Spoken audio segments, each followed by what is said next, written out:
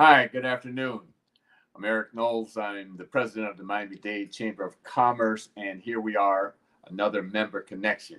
And before we get started, get a word from our sponsor.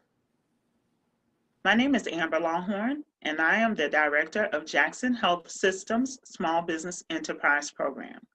Jackson is proud to partner with the Miami-Dade Chamber of Commerce in bringing you this video series. We hope you'll gain valuable information and tools on doing business in Miami-Dade County, but especially with Jackson Health System.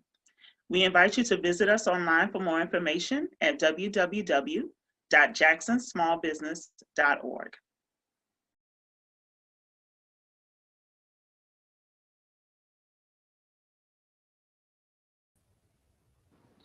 And welcome back. And I'm here with a good friend. We've been working together for years now, helping the construction business.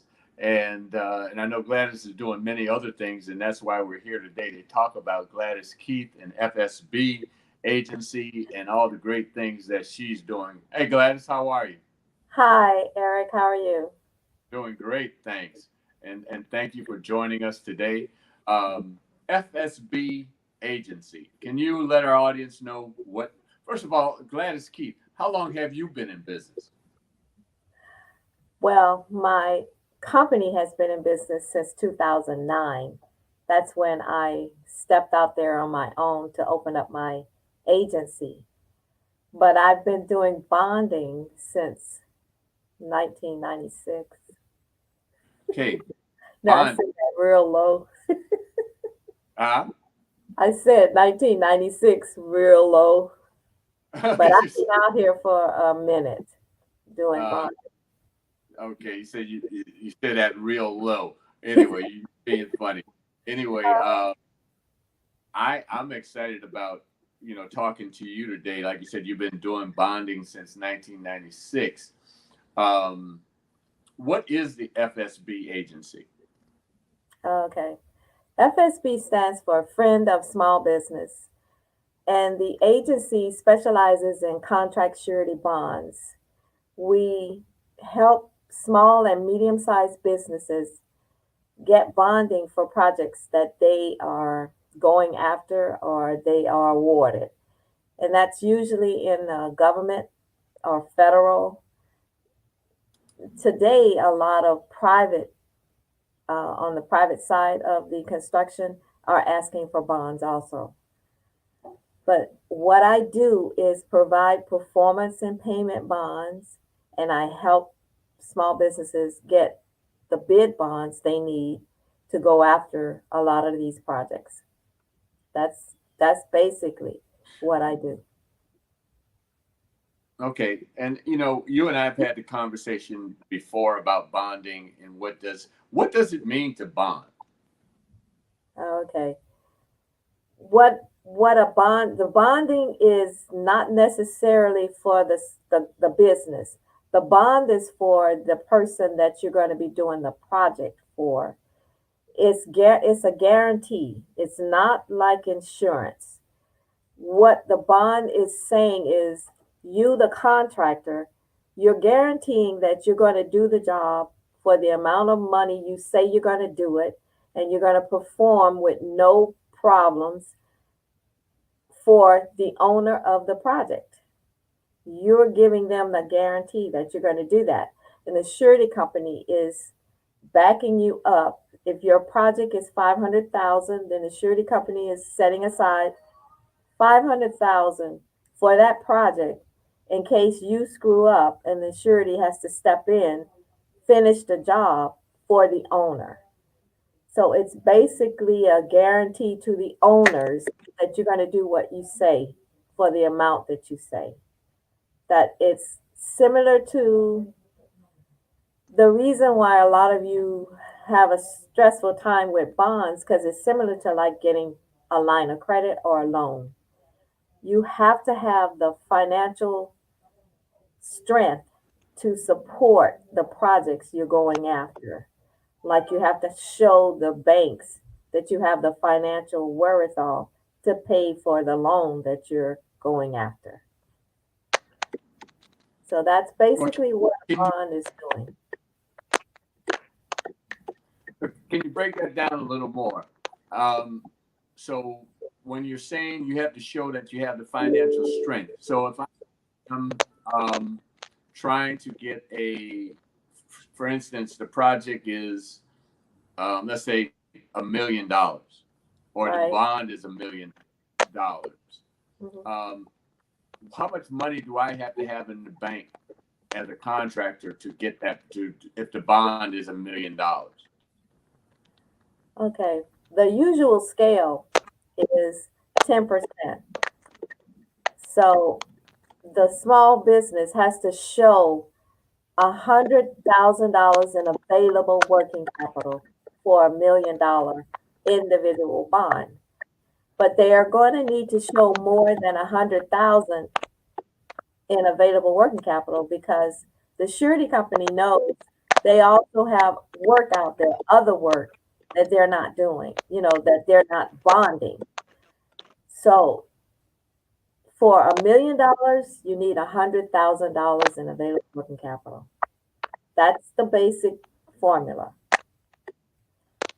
But you also are So going to obviously, need, let me finish. That $100,000 doesn't have to be cash in the bank. It can also be receivables, accounts receivables, what people owe you. So you're going to need to have financial statements prepared by CPAs that's reflecting how much you have in receivables, how much you have in cash in the bank. $1 million bond, an in-house statement is it's okay if you're going after 500,000 and under. But when you start getting in the $1 million range, you need to have a CPA doing your financials so that the surety company has confidence in the numbers. Did I? so when you speak about the in-house statement, what is that? That's like a company has a QuickBooks. They're doing QuickBooks, or they have some kind of system that's capturing what their income is. They can generate a profit and loss and a balance sheet in-house. Okay. They don't have a third party going over the numbers and making sure everything has been recorded properly. So what would you say is the biggest challenge for subcontractors or contractors when it comes to bonding? Having that available working capital. That's one of the biggest challenges, and their credit. A lot of them have credit issues. The surety industry wants to see at least a 640, 650 credit score. So they have to make sure they're maintaining that type of a personal credit score, and they have to make sure that they're Dun and Bradstreet, that business credit score is reasonable, that they're paying their subcontractors that they have, and they're paying their suppliers on a timely basis. Okay. When it comes to, you've been a part of the chamber for many years. Why is it important that you be a participant or a member of the Miami-Dade Chamber of Commerce? The key to me being successful in the surety industry is I like to volunteer and train. I wanted to help companies become bondable. Let them know what they need up front before they even come to me. Before you come, don't come to me when you have a project. Come to me when you're thinking about this is what I want to do so that I can get you technically ready. So that when you ask me for that bond and I have to pull together what I call a bond package. It's a submission that I have to send in to the surety company. I know what the surety company wants. I know what they're looking for. I basically underwrite you before I send you to the surety. So I join entities like Miami-Dade Chamber so that I can do a workshop or something and tell you these are the things you need. This is how you can get to this is what you need to get to. This is how you need to set up your business so that when you get that project and you come to me, I'm going to get a yes from the surety company when you request a bond because I've already got everything in place. You're already set up. You're just looking for projects now. You're not trying to get a bond. You're set up, you're bondable. That is my objective. Right.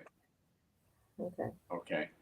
So if someone, a contractor, subcontractors, do you work with anyone else outside of the construction industry, or is that really primarily your focus? That's where I specialize. But I do, a lot of times the contractors have to get other kinds of what we call miscellaneous bonds, like a contractor who doesn't have a good credit. The state will require, because when you get your license, the state is going to require you to get a bond. It could be a $10,000, $20,000 bond, depending on your whatever, I guess, your credit score. All I know is they require you get a license. Now, the state also requires a financial responsible owner of a business to get a bond. When you're going after your license and they're reviewing your documents, these are requirements you might have to provide the state with these types of bonds. I do those types of bonds. You want any kind of bond because I'm set up with a surety company and they provide all kinds of bonds. You just let me know what kind of, somebody has to be asking you for a bond first. Then I can search my market and find whatever company that does that bond and get that bond done for you. So there's hundreds of bonds out there. Right.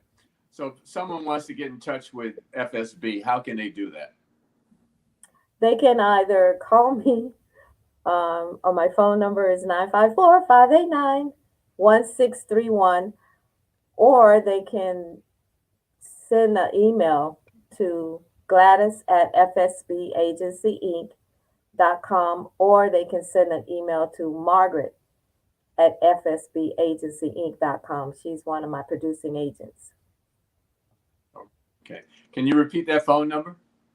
954-589-1631. Well, Gladys, we really appreciated having this conversation. And for those of you who want to know more about the Chamber, you can go to www.m-dcc.org, or you can call the Chamber at 305-751-8648. And this has been the Miami-Dade Chamber's Member Connection. And Gladys, thank you so much for all that you do and the support that you do with the Chamber. Thank you. You're welcome. Thank you.